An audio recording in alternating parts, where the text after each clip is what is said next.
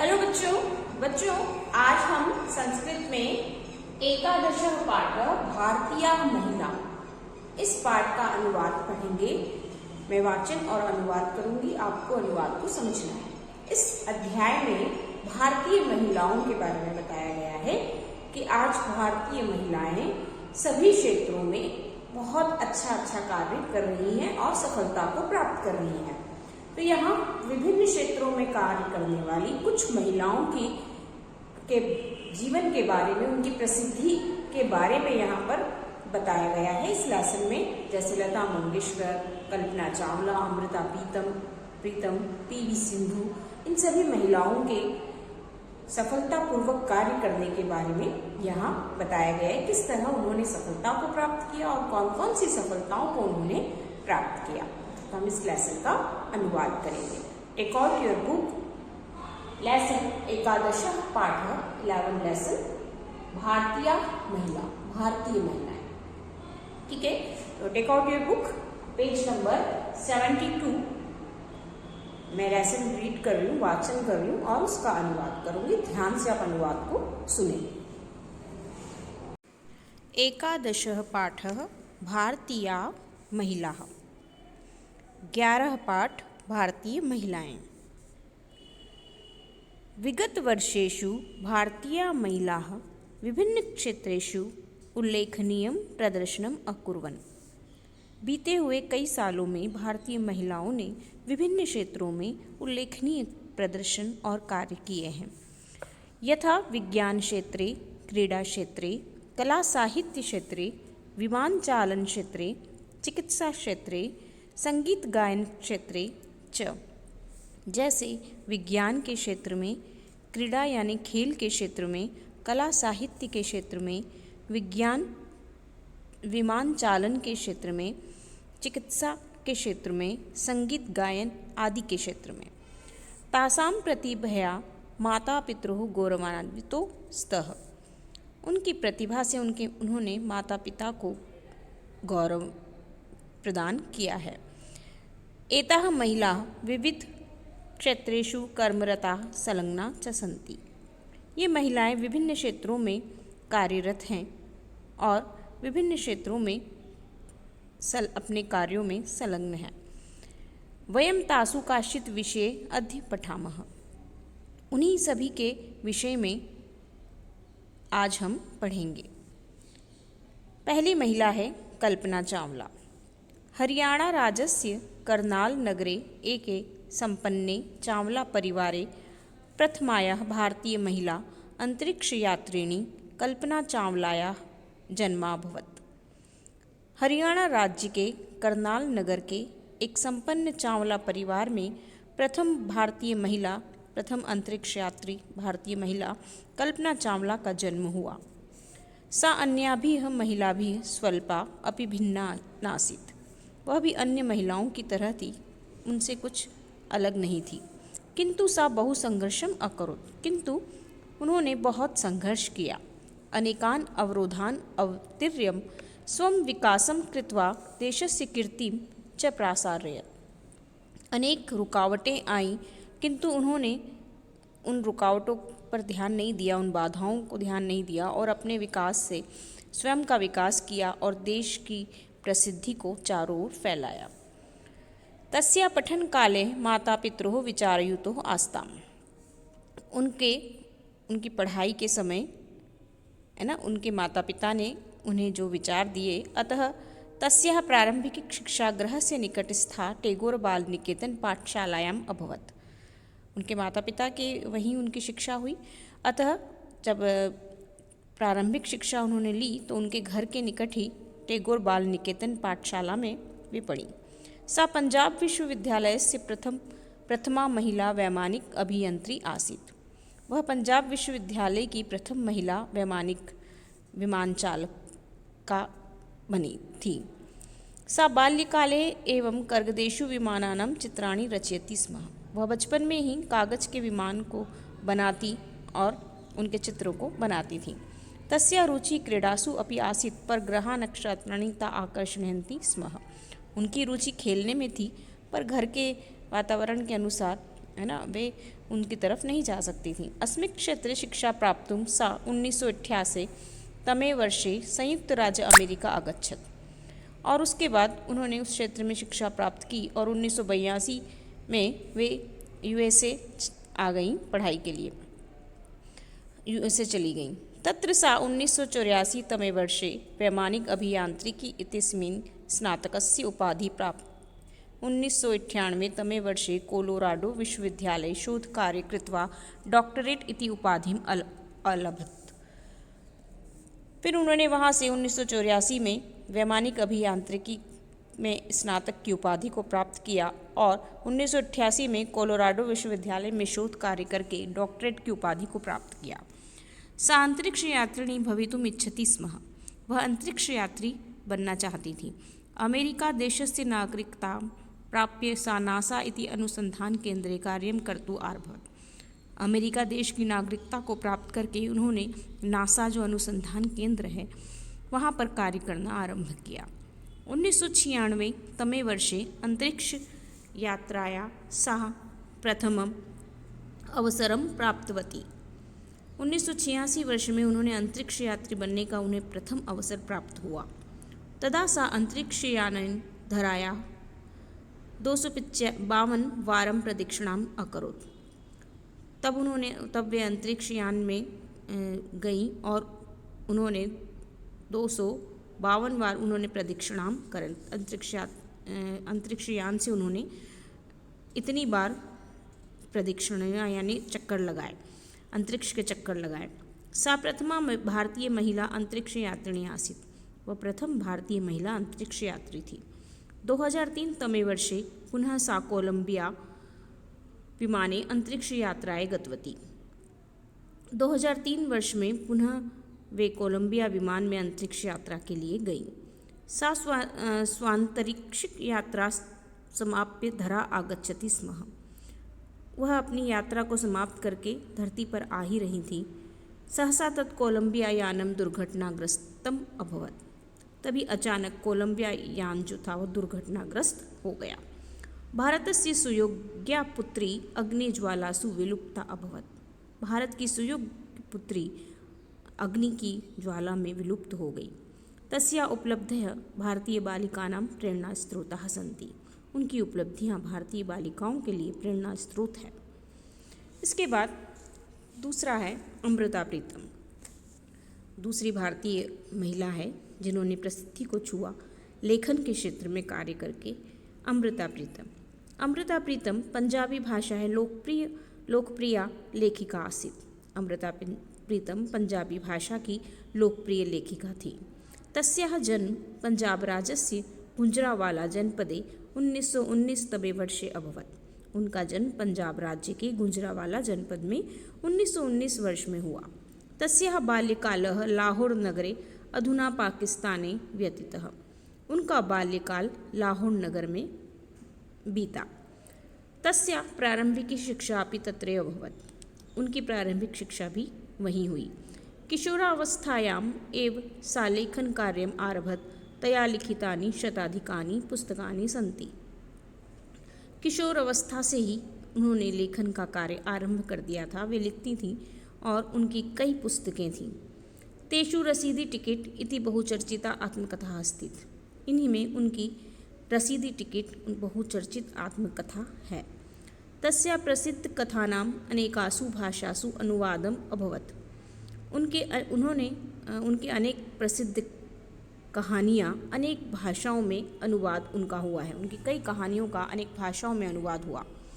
सा 1957 तमे वर्षे साहित्य अकादमी इति पुरस्कारम् अलभत।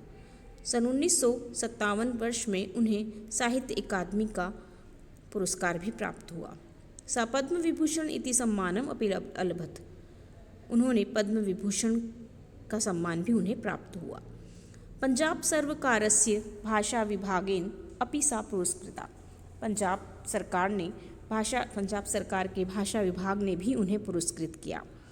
1982 तमे वर्षे साहित्य क्षेत्रे भारतस्य सर्वोच्च साहित्य पुरस्कारं साहित्यिक ज्ञानपीठ इति सम्मानं प्रदत्तम्। 1982 वर्ष में साहित्य के क्षेत्र का भारत का सर्वोच्च साहित्य पुरस्कार साहित्यिक ज्ञानपीठ सम्मान भी उन्हें दिया गया। तस्या पंजाबी भाषाया प्रसिद्धा कविता अज आखा वारिस शाहनु अति लोकप्रिय जाता। उनकी पंजाबी भाषा की प्रसिद्ध कविता अज आखा वारिस शाहनु बहुत ही अधिक लोकप्रिय हुई। अस्या कवितायां सा भारत विभाजन कालस्य घटिता घटना वर्णिता। इस कविता में उन्होंने भारत विभाजन के समय की घटना का वर्णन किया है। इयं कविता न केवल भारत देशे अपितु पाकिस्ताने अपि लोकप्रिय जाता। यह कविता न केवल भारत देश में किंतु पाकिस्तान में भी बल्कि पाकिस्तान में भी बहुत लोकप्रिय है। 2005 तमे वर्षे साहित्यस्य साधिकायाः मृत्यु अभवत्। 2005 में इस साहित्य की साधिका की मृत्यु हुई। अद्य सा अस्माकं मध्ये नास्ति पर साहित्य क्षेत्रे तस्या महत्वपूर्णं योगदानं वयं सदैव स्मरिष्यामः। आज वे हमारे बीच नहीं हैं किंतु साहित्य के क्षेत्र में उनका महत्वपूर्ण योगदान सदैव याद आता रहेगा। तो अमृता प्रीतम के बाद है लता मंगेशकर, जिनके बारे में आप सभी जानते हैं कि उन्होंने कई गाने गाए और संगीत के क्षेत्र में उपलब्धियों को प्राप्त किया। भारतस्य लोकप्रिय आदरणीया गायिका लता मंगेशकर महोदयायाः जन्म सितंबर मासस्य 28 तारिकायां 1929 तमे वर्षे मध्यप्रदेशस्य इंदौर नगरे अभवत्। भारत की लोकप्रिय आदरणीय गायिका लता मंगेशकर का जन्म सितंबर महीने की 28 तारीख को 1929 वर्ष में मध्य प्रदेश के इंदौर नगर में हुआ। सा स्वर कोकिला स्वर साम्राज्ञी इत्यादिभ्यः नाम्ना अपि प्रसिद्धा अस्ति। उन्हें स्वर कोकिला स्वर साम्राज्ञी आदि नामों से भी जाना जाता है। उन नामों से भी वे प्रसिद्ध हैं। तस्य पितुः नाम दीनानाथ मंगेशकर मातुः नाम च शेवंती मंगेशकर आस्ता। उनके पिता का नाम दीनानाथ मंगेशकर और माता का नाम शेवंती मंगेशकर था। यदा सा 13 वर्षीया आसीत् तदा तस्या गायन यात्रा आरभम। जब वे 13 वर्ष की थीं तभी उन्होंने अपनी गाने की यात्रा को आरंभ किया। सा बाल्यकालादेव गायिका भवितुम् इच्छति स्म। बाल्यकाल से बचपन से ही उनकी गायिका बनने की इच्छा थी। पितुः निर्धन कारणात् सा बाल्यकाले एव बहु संघर्षम् अकरोत्। पिता की मृत्यु के कारण उन्होंने बचपन में बहुत संघर्ष किया। सा अभिनयं कर्तुं नैव इच्छति स्म किंतु आर्थिक संकटं दृष्ट्वा सा चलचित्रे अभिनयम् अपि अकरोत्। कि उनकी अभिनय करने की इच्छा नहीं थी किंतु आर्थिक संकट के कारण चलते उन्होंने चलचित्र में सिनेमा में अभिनय भी किया। इयम अभिनय यात्रा दीर्घा नासीत्। उनकी अभिनय यात्रा बहुत अधिक लंबी नहीं थी। संयोगेन शीघ्रमेव सा गायन क्षेत्रे संलग्ना अभवत्। संयोग से जल्दी ही वे गायन के क्षेत्र में संलग्न हो गई। सा गायन क्षेत्रे सक्रिय आसीत् किंतु 1949 तमे वर्षे महल इति नाम चलचित्रे तस्यासु मधुरगीतेन सा या ख्यातिं प्राप्नोत्। सा ख्यातिः अपूर्वा आसीत्। गायन के क्षेत्र में वे सक्रिय थी किंतु 1949 वर्ष में महल नाम की एक सिनेमा में एक जो पिक्चर आई थी उसमें उन्होंने बहुत मधुर गीत गाया जिससे उन्हें बहुत प्रसिद्धि मिली और वे बहुत अधिक प्रसिद्ध हुई। अधुना यावत् 7 दशकानि व्यतीतानि। आज 7 यानी 70 वर्ष बीत चुके हैं। सा सहस्राधिकेभ्यः चलचित्रेभ्यः 36 देशी भाषासु गायनम् अकरोत्। उन्होंने बहुत सारे फिल्मों के लिए गाना गाया और बहुत सारी भाषाओं में भी उन्होंने गायन किया। सा विदेशु भाषासु अपि अगायत्। वे विदेशी भाषाओं में भी गाती हैं। तस्या गीतानि मुख्यतः हिंदी भाषायां मराठी भाषायां च सन्ति।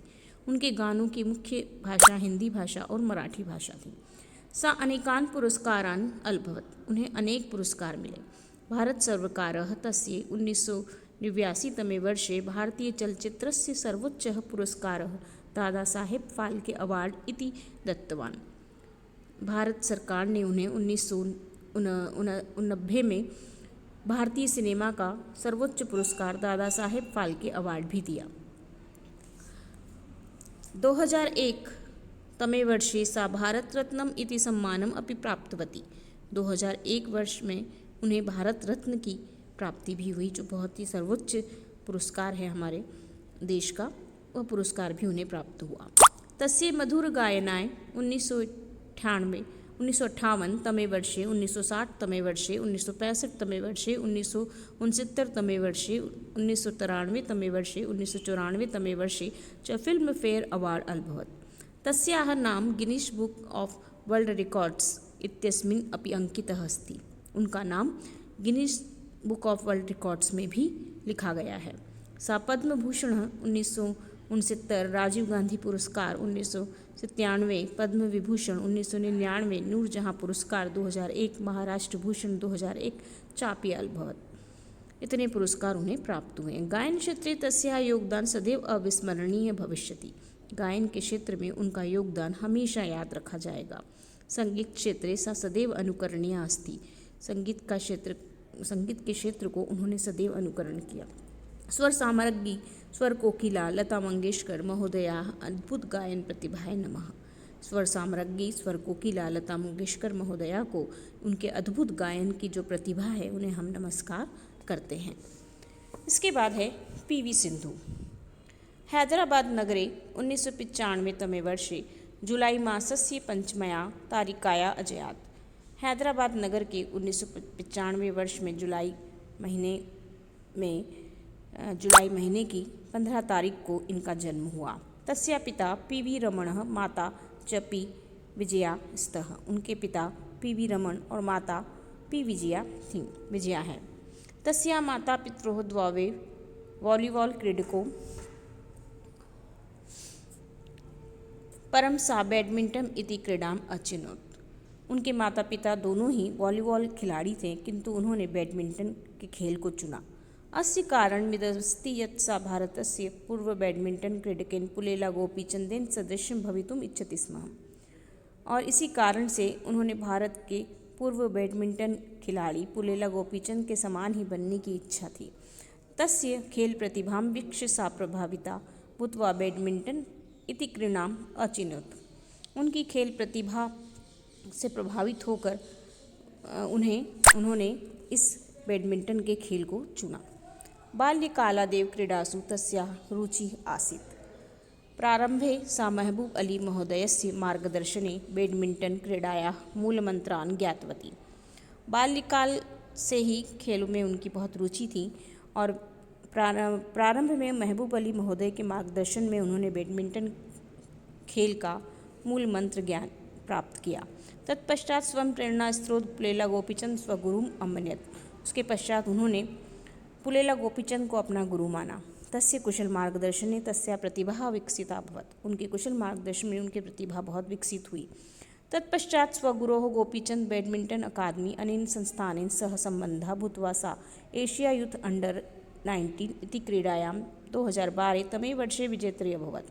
उसके पश्चात अपने गुरु गोपीचंद बैडमिंटन अकादमी स्वयं की अनेक संस्थाओं के साथ संबंध होकर उन्होंने एशिया यूथ अंडर 19 क्रीड़ा खेलों में 2012 में विजय प्राप्त की, विजेता बनी, जीतने वाली वे पहली महिला बनी। पश्चात 2016 तमे वर्षे दक्षिण एशियाई क्रीडासु महिला वर्गे सा स्वर्ण पदकम अलभवत्। 2016 में उन्होंने दक्षिण एशियाई महिला वर्ग में स्वर्ण पदक लिया। तस्याः स्वनाम धन्य गुरु श्री गोपीचंद सदैव सा प्रशंसतेवम्। उनके नाम से उनके गुरु गोपीचंद का नाम सदैव ही प्रशंसीय रहा। तस्या अपूर्व खेल प्रदर्शनं प्रशंसन भारत सर्वकार तस्मै 2015 तमे वर्षे देशस्य प्रतिष्ठं पद्मश्री अति पुरस्कारान् प्रदत्त। उनके अपूर्व खेल प्रदर्शन से प्रभावित होकर भारत सरकार ने उन्हें 2015 में देश का प्रतिष्ठित पद्मश्री पुरस्कार प्रदान किया। 2016 तमे वर्षे देशस्य सर्वोच्च खेल पुरस्कारं राजीव गांधी खेल रत्नं दत्तवान्। 2016 वर्ष में उन्हें देश का सर्वोच्च खेल पुरस्कार राजीव गांधी खेल रत्नं भी दिया गया। सा अस्माकं देशस्य गौरवं रत्नश्च वर्तते। भारतस्य युवा शक्तिः यदि तस्याः प्रेरणा ग्रहणीयात् तर्हि देशस्य महान उपकारो भविष्यति। वह हमारे देश का गौरव है उच्च, और भारत की युवा शक्ति यदि उनसे प्रेरणा ग्रहण करे तो हमारे देश का महान उपकार हो सकता है, उपकार होगा। गुरु शिष्ये द्वावे क्रीडा क्षेत्रे स्वप्रतिभया राष्ट्र गौरव अवर्धयत। गुरुवे नमः शिष्याय नमः। गुरु और शिष्य दोनों ने ही खेल के क्षेत्र में अपनी प्रतिभा से राष्ट्र का गौरव बढ़ाया है। गुरु को भी हम नमस्कार करते हैं और उनकी शिष्या को भी नमस्कार करते हैं। तो इस तरह यहाँ हमने इन महिलाओं के बारे में पढ़ा जिन्होंने विभिन्न क्षेत्रों में अपने कार्य क्षेत्र में देश को प्रसिद्धि दिलाई और सफलताओं को प्राप्त किया, अनेक उपलब्धियों को प्राप्त किया। इसके शब्दार्थ और प्रश्नों को देखना है। शब्दार्थ: विगत बीते हुए, कर्मरता काम में लीन, स्वल्पा थोड़ी, बहुसंघर्षणम बहुत संघर्ष, शोध कार्य, कर्गदेशु कागजों पर, अग्नि आग की, ख्याति प्रसिद्धि, कुशल मार्गदर्शन में, द्वावेव दोनों ने ही, विजेत्री जीतने वाली, शिष्याएं शिष्या के लिए। तो ये लेसन यहाँ कंप्लीट हुआ। इसके बाद उचित विकल्प चुनिए, आप करेंगे, नहीं आता है तो आप मुझसे पूछ सकते हैं।